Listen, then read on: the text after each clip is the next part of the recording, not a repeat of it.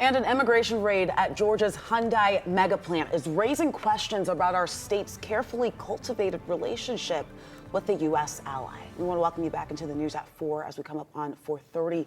And we do start with that. So today, the head of Homeland Security said that she does not believe last week's detention of hundreds of workers at Hyundai's mega plant in Georgia will discourage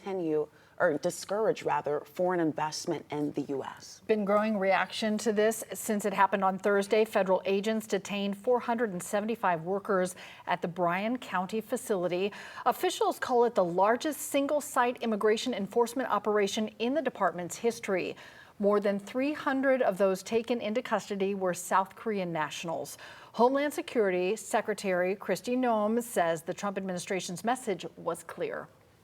Listen, our laws will be enforced, and we're encouraging all companies who want to come to the United States and help us our economy and employ people, that we encourage them to employ U.S. citizens and to bring people to our country that want to follow our laws and work here the right way. Following that raid, the South Korean government says it is working to arrange for hundreds of its citizens to leave the U.S. voluntarily. So South Korea is a key U.S. ally. And for years, Georgia governors, they have worked to cultivate these strong business ties with South Korea. 11 Alive's Doug Richards has more on what this raid could mean for that relationship. Just days before federal immigration agents swarmed the site of a Korean auto and battery manufacturing site in South Georgia, Governor Brian Kemp announced a new Korean biotechnology company, JS Link, would locate a rare earth permanent magnet manufacturing facility, creating 520 new jobs in Muskogee County.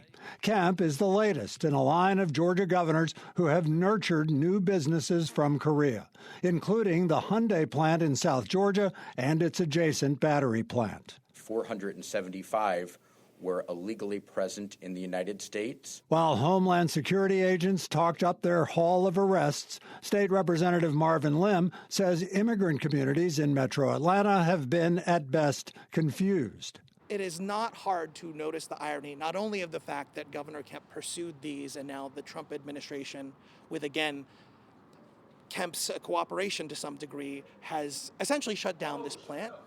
The raid in South Georgia follows years of effort and miles of air travel to lure businesses from South Korea.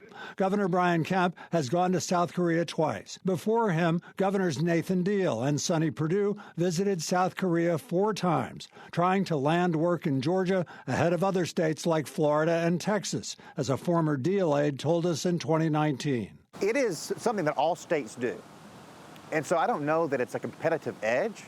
But if you don't do it, it is a competitive disadvantage. You are letting the other states get ahead of you. Lim says last week's raid abruptly exposed the strategy's limitations. It's not actually so easy to do this both cheaply and morally and legally all at once. State officials say South Korea was Georgia's 3rd largest international trading partner in 2024.